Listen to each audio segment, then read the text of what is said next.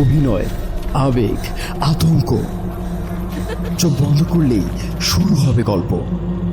আপনাদেরকে স্বাগতম পুস্তকানে, যেখানে বই কথা বলে। আসসালামু আলাইকুম, স্বাগতম পুস্তকানে। আজ শুনবেন হুমায়ুন আহমেদের কালজয়ী উপন্যাস দেবী-এর দ্বিতীয় পর্ব। প্রথম পর্বে আমরা পরিচিত হয়েছিলাম রানু, মিসির আলী এবং এক রহস্যময় ঘটনার সূচনার সঙ্গে। আজ সেই রহস্য আরও গভীর হবে। তাহলে আর দেরি নয়, চলুন শুরু করা যাক দেবী দ্বিতীয় পর্ব।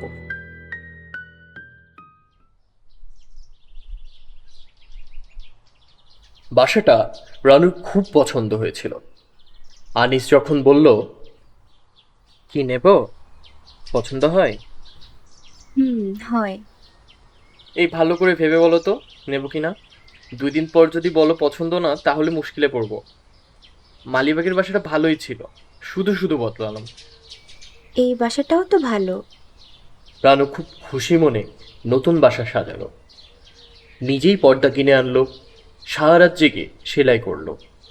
তার উৎসাহের সীমা নেই। বুঝলে রানু, সবার সঙ্গে মিলেমিশে থাকবে, অন্যদের বাসায় যাবে টাবে, একা একা থাকার অভ্যেসটা ভালো না। যাবে তো?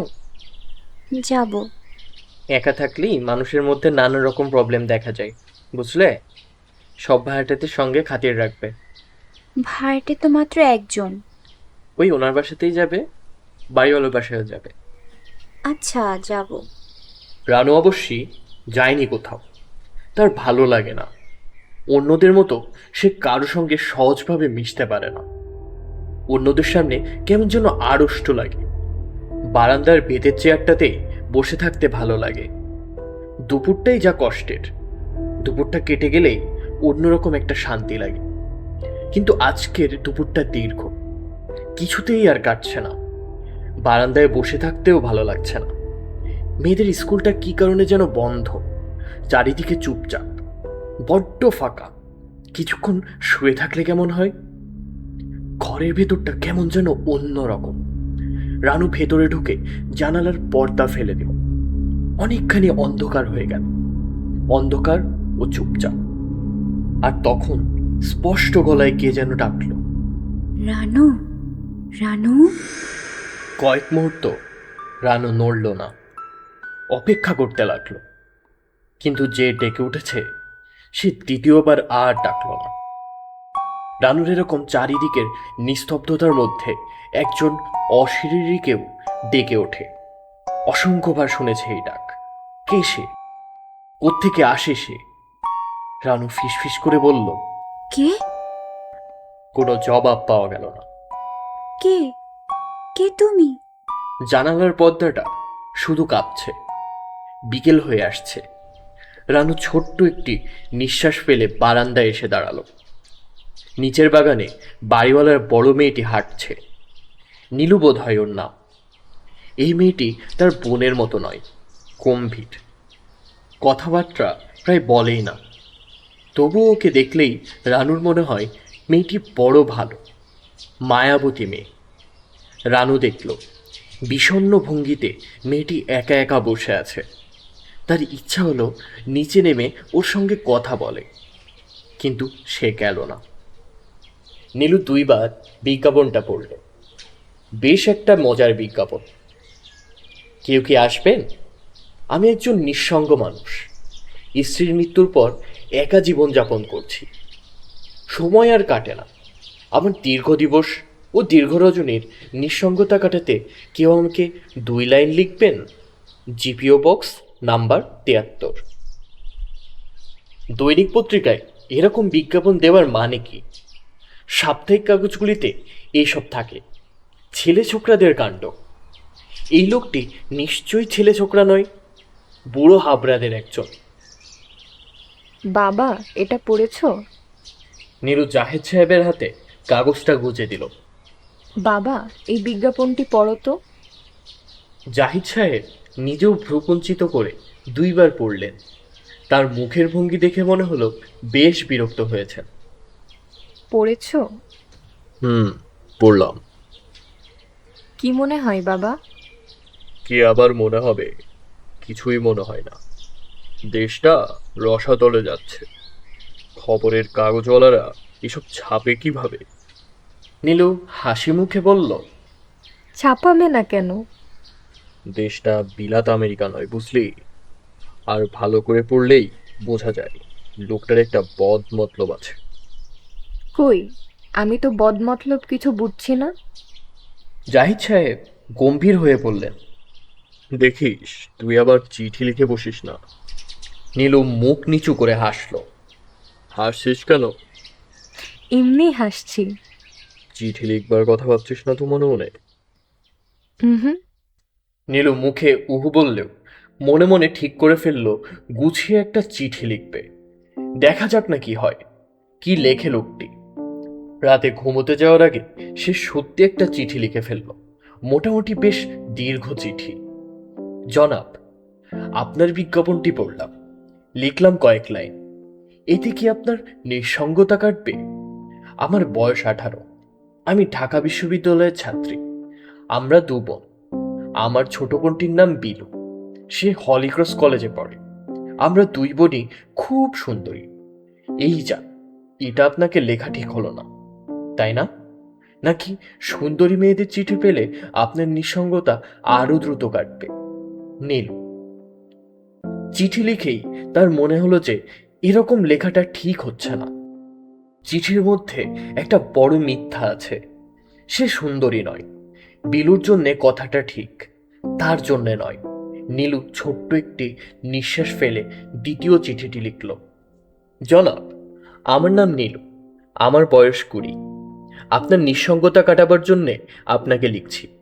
কিন্তু চিঠিতে কি কারো নিঃসঙ্গতা কাটে?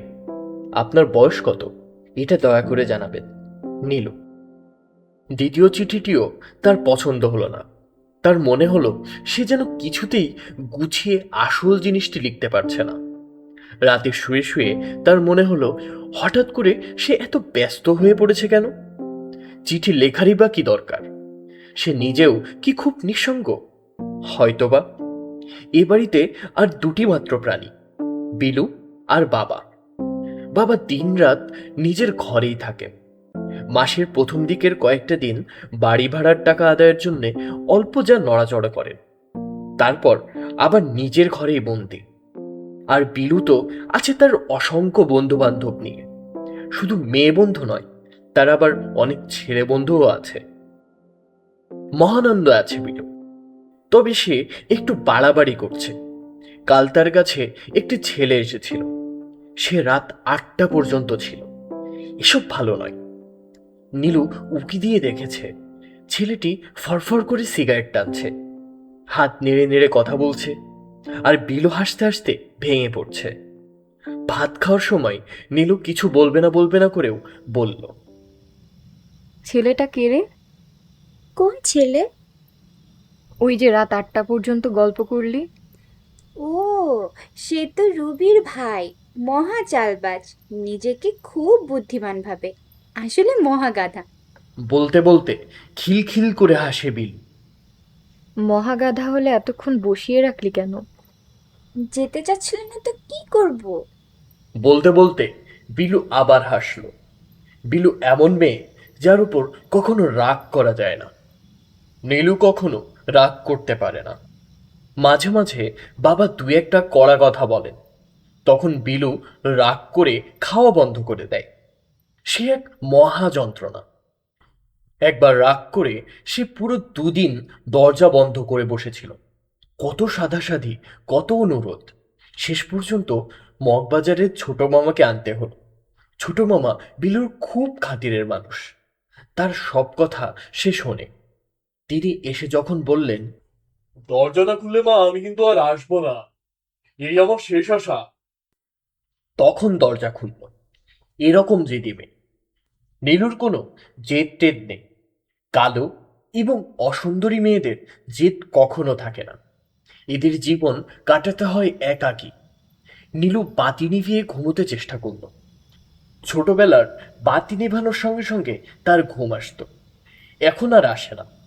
অনেক রাত পর্যন্ত এপাশ ওপাশ করতে হয়। পাশের খাটে টেবিল ল্যাম্প জ্বালিয়ে চোখের উপর একটা গল্পের বই ধরে আছে বিলু। অনেক রাত পর্যন্ত সে পড়বে। পড়তে পড়তে হঠাৎ এক সময় ঘুমিয়ে পড়বে। বাতি নেভাবে না, মশারি ফেলবে না। নীলুকেই উঠে এসে বাতি নেভাতে হবে, মশারি ফেলতে হবে। বিলু, ঘুমো, বাতি নেভা। একটু পরে ঘুমাবো। কি পড়ছিস? শীর্ষেন্দুর একটা বই, দারুণ। দিনে পড়িস, আলো চোখে লাগছে। দিনে আমার সময় কোথায়, তুমি ঘুমাও না। নীলু ঘুমাতে পারল না। শুয়ে শুয়ে তাকিয়ে রইল বিলুর দিকে। দিনে দিনে কি যে সুন্দর হচ্ছে মেয়েটা। একই বাবা মার দুই মেয়ে, একজন এত সুন্দর আর অন্যজন এত অসুন্দর কেন? নীলু ছোট্ট একটা নিঃশ্বাস ফেলল। আপা, কি? দারুণ বই, তুমি পড়ে দেখো। প্রেমের? হ্যাঁ, প্রেমের হলেও খুব সিরিয়াস জিনিস, দারুণ। তাই নাকি? হুম, একজন খুব রূপবতী মেয়ের গল্প। তোর মতো একজন? ধুর, আমি আবার সুন্দর নাকি? আমাদের তিনতলার ভাড়াটে বউটির মতো বলতে পারো। রানু নাম, দেখেছো? না তো, খুব সুন্দরী। ওরে বাপ, দারুণ। হেমা মালিনীর চেয়েও সুন্দরী। তুই মেয়েটিকে একবার আসতে বলিস তো আমাদের বাড়িতে, দেখবো। বলবো, তুমি নিজে একবার গেলেই পারো। মেয়েটি ভালো, কথাবার্তায়ও খুব ভদ্র। ওর বরকে দেখেছো, আনিস সাহেব? হুম। ওই লোকটা বোকা ধরনের, বোকার মতো কথাবার্তা। আমাকে আপনি আপনি করে বলে। কলেজে পড়িস, তোকে আপনি বলবে না? ফ্রক পরা কাউকে এরকম একজন বুড়ো মানুষ আপনি করে বলবে নাকি? বুড়ো নাকি? 40-এর উপর বয়স হবে। মেয়েটার বয়স কত? খুব কম, 14-15 হবে। বিলু বাতি নিভিয়ে দিল এবং নিমিষেই ঘুমিয়ে পড়ল। নীলু জেগে রইল অনেক রাত পর্যন্ত।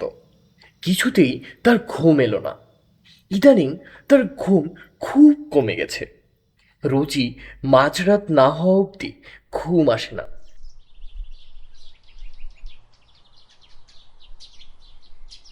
রানু চুলায় ভাত চড়িয়ে বসার ঘরে এসে দেখে বাড়িওয়ালার বড় মেয়েটি ঘরের ভেতর। না জিজ্ঞেস করেই ঢুকে পড়লাম ভাই। আমার নাম নীলু। আসুন আসুন, আপনাকে আমি চিনি। আপনি বাড়িওয়ালার বড় মেয়ে। আজ ইউনিভার্সিটি যাননি? হুম, আজ ক্লাস নেই। আপনার সঙ্গে গল্প করতে এলাম। কি করছিলেন? ভাত রান্না করছি। চলুন রান্নাঘরে গিয়ে বসি। বিলুর কাছ থেকে আপনার খুব প্রশংসা শুনি। বিলুর ধারণা আপনি হচ্ছেন হেমা মালিনী। রানু অবাক হয়ে বলল, হেমা মানিনীটিকে? আছে একজন, সিনেমা করে। সবাই বলে খুব সুন্দর। আমার কাছে সুন্দর লাগে না, চেহারাটা অহংকারী। রানু মুখ টিপে হাসতে হাসতে বলল, সুন্দরী মেয়েরা তো অহংকারী হয়। আপনিও অহংকারী? রানু হাসতে হাসতে বলল, হ্যাঁ, কিন্তু আমাকে আপনি আপনি বলতে পারবেন না, তুমি করে বলতে হবে। নীলু লক্ষ্য করল মেয়েটি বেশ রোগা, কিন্তু সত্যিই রূপসী। সচরাচর দেখা যায় না।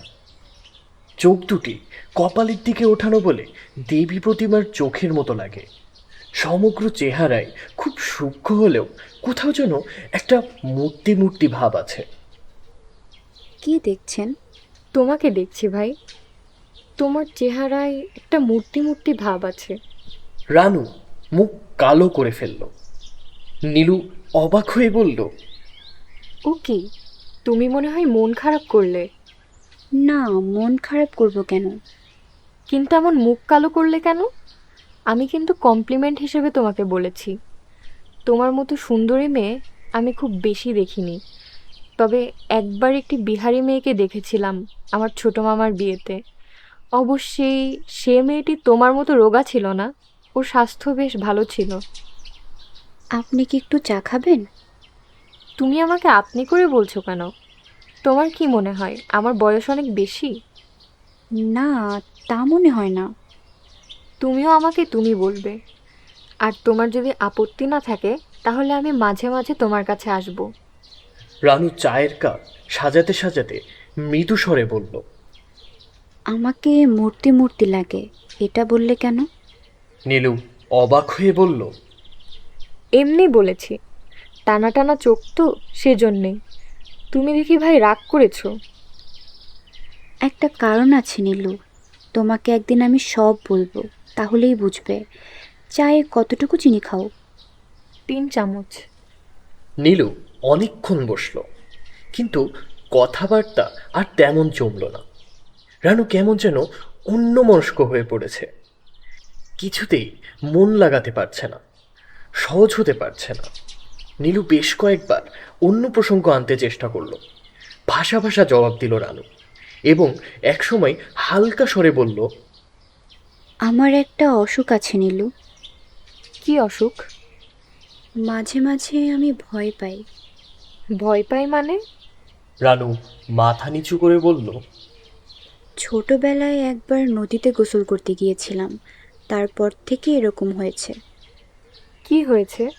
রানু জবাব দিল না। বলো, কি হয়েছে? অন্য একদিন বলবো, আজ তুমি তোমার কথা বলো। আমার তো বলার মতো কোনো কথা নেই। তোমার বন্ধুদের কথা বলো। আমার তেমন কোনো বন্ধুও নেই। আমি বলতে গেলে একা একাই থাকি। অসুন্দরী মেয়েদের বন্ধু টন্ধু থাকে না। রং খারাপ হলে মানুষ অসুন্দর হয় না নীলু। আমি নিজে কি সেটা আমি ভালোই জানি। নীলু উঠে পড়ল। রানু বলল, আবার আসবে তো? আসবো। তুমি তোমার ভয়ের কথা টথা কি বলছিলে, সেই সব বলবে। বলবো। নীলু পাঠাবে না করেও চিঠিটি পাঠিয়েই দিল, কিন্তু তার পরপরই দুশ্চিন্তার সীমা রইল না। কে জানে, বুড়ো হাবড়া লোকটি একদিন হয়তো বাসায় এসে হাজির হবে। দারুণ লজ্জার ব্যাপার হবে সেটা। নিতান্তই ছেলে মানুষই কাজ করা হয়েছে। 4-5 দিন নীলুর খুব খারাপ কাটল, দারুণ অস্বস্তি। বুড়ো মতো কোনো মানুষকে আসতে দেখলেই চমকে উঠত। এটি সেই লোক নাকি? যদি সত্যি সত্যি কেউ এসে পড়ে, তাহলে সে ভেবে রেখেছে বলবে, এই চিঠি তো আমার নয়, অন্য কেউ তামাশা করে এই ঠিকানা দিয়েছে। আমি এরকম অজানা অচেনা কাউকে চিঠি লিখি না। কেউ অবশ্যই এলো না। দেখতে দেখতে 1 সপ্তাহ কেটে গেল, চিঠিরও কোনো উত্তর নেই। লোকটি হয়তো চিঠিই পায়নি। ডাক বিভাগের কল্যাণে আজকাল তো বেশিরভাগ চিঠি প্রাপকের হাতে পৌঁছায় না। এতে ক্ষতি যেমন হয়, লাভও তেমনি হয়। কিংবা হয়তো এমন হয়েছে, ওই লোকটা অসংখ্য চিঠি পেয়ে পছন্দ মতো চিঠিগুলোর উত্তর দিয়েছে। নীলুর 3 লাইনের চিঠি তার পছন্দ হয়নি। সে হয়তো লম্বা লম্বা চমৎকার সব চিঠি পেয়েছে, ইনিয়ে বিনিয়ে অনেক কিছু লেখা সব চিঠিতে। 10 দিনের মাথায় নীলুর কাছে চিঠি এসে পড়ল। খুবই দামি একটা খামে চমৎকার প্যাডের কাগজের চিঠি, গোটা গোটা হাতের লেখা, কালির রং ঘন কালো, মাখন রাঙা সে কাগজের লেখাগুলো মুক্তোর মতো ফুটে আছে। এত সুন্দর হাতের লেখাও মানুষের হয়? চিঠিটি খুবই সংক্ষিপ্ত। কল্যাণী আসো, তোমার চমৎকার চিঠি গভীর আগ্রহ নিয়ে পড়েছি। একজন ব্যথিত মানুষের আবেদনে তুমি সাড়া দিয়েছ, তোমাকে ধন্যবাদ। খুব সামান্য একটি উপহার পাঠালাম, প্লিজ নাও। আহমেদ সাবেদ। উপহারটি সামান্য নয়, অত্যন্ত দামি একটি পিওর পারফিউমের শিশি। নীলু ভেবে পেল না, এই লোকটি কি সবাইকে এরকম একটি উপহার পাঠিয়েছে? যারাই চিঠির জবাব দিয়েছে তারাই পেয়েছে? কিন্তু তাও কি সম্ভব? নাকি নীলু একাই চিঠির জবাব দিয়েছে? নীলুর বড় লজ্জা করতে লাগলো। সে পারফিউমের শিশিটি লুকিয়ে রাখলো এবং খুব চেষ্টা করতে লাগলো সমস্ত ব্যাপারটা ভুলে যেতে। সে চিঠিটি কুচি কুচি করে ছিঁড়ে ফেলে দিল জানালা দিয়ে। কেন এমন একটা বাজে ঝামেলায় জড়ালো? কিন্তু দিন 7 পর নীলু আবার একটি চিঠি লিখল, একটি বেশ দীর্ঘ চিঠি। সেখানে শেষের দিকে লেখা, আপনি কে, কি করেন, কিছুই তো জানাননি। আপনার বিজ্ঞাপনটিও দেখছি না। তার মানে কি এই যে আপনার নিঃসঙ্গতা এখন দূর হয়েছে? নীলু বেশ কিছুদিন অপেক্ষা করলো চিঠির জবাবের জন্যে, কিন্তু কোনো জবাব এলো না। কেন জানি নীলুর বেশ মন খারাপ হলো। আরেকটি চিঠি লেখার ইচ্ছা হতে লাগলো, কিন্তু তাও কি হয়? একা একা সে শুধু চিঠি লিখবে? তার এত কি গরজ পড়েছে? দুপুর রাতে আনিসের ঘুম ভেঙে গেল। হাত বাড়ালো অভ্যেস মতো। পাশে কেউ নেই। আনিস ডাকল, রানু, রানু। কোনো সাড়া নেই। বাথরুম থেকে একটানা পানি পড়ার শব্দ হচ্ছে। বাথরুমে নাকি? আনিস উকি দিল বাথরুমে। কেউ নেই। কোথায় গেল? আনিস গলাও চেয়ে ডাকল, রানু। বসার ঘর থেকে ক্ষীণ হাসির শব্দ এলো। বসার ঘর অন্ধকার। রানু কি সেখানে একা একা বসে আছে নাকি? আনিস বসার ঘরে ঢুকে বাতি জ্বেলেই সঙ্গে সঙ্গে বাতি নিভিয়ে দিল। রানু বসার ঘরে ছোট টেবিলে চুপচাপ বসে আছে। তার গায়ে কোনো কাপড় নেই। এই রানু, কি হয়েছে? তোমার কাপড় কোথায়? খুলে ফেলেছি, বড্ড গরম লাগছে। আনিস এসে রানুর হাত ধরল। হিম শীতল হাত, একটু একটু যেন কাঁপছে। এসো রানু, ঘুমোতে যাই। আমার ঘুমোতে ইচ্ছা করছে না, তুমি যাও। কাল আমরা একজন ডাক্তারের কাছে যাব, কেমন? কেন? তোমার শরীর ভালো না রানু? আমার শরীর ভালোই আছে। না, তুমি খুব অসুস্থ। এসো আমার সঙ্গে, কাপড় পরে ঘুমাতে এসো। রানু কোনো আপত্তি করল না। সঙ্গে সঙ্গেই উঠে এলো, কাপড় পরল এবং বাধ্য মেয়ের মতো বিছানায় শুয়ে প্রায় সঙ্গে সঙ্গেই ঘুমিয়ে পড়ল। জেগে রইল আনিস। রানুর শরীর দ্রুত খারাপ হচ্ছে। আগে তো এরকম কখনো হয়নি। মিসির আলি টালি নয়, বড় কোনো ডাক্তারকে দেখানো দরকার। খুটখুট করে শব্দ হচ্ছে রান্নাঘরে। ইঁদুরের উপদ্রব। তবু কেন জানি শব্দটা অন্যরকম মনে হচ্ছে, যেন কেউ হাঁটছে রান্নাঘরে। থপ থপ শব্দ হলো কয়েকবার। আনিস বলল, কে? রান্নাঘরের শব্দটা হঠাৎ থেমে গেল। আনিস বলল, কে? কে? মনের ভুল নাকি? আনিস যেন স্পষ্ট শুনল, রান্নাঘর থেকে কেউ একজন বলল, আমি। স্পষ্ট ও তীক্ষ্ণ আওয়াজ, মেয়েলি স্বর। নাকি রানুই বলেছে ঘুমের ঘরে? এটাই হয়েছে, রানুরই গলা। আনিস হাত বাড়িয়ে রানুকে কাছে টানল। রানু বলল, হাতটা সরিয়ে নাও, গরম লাগছে। তার মানে কি রানু জেগেছিল এতক্ষণ? রানু, তুমি জেগেছিলে? হ্যাঁ। আমি যখন বললাম কে কে, তখন কি তুমি বলেছ আমি?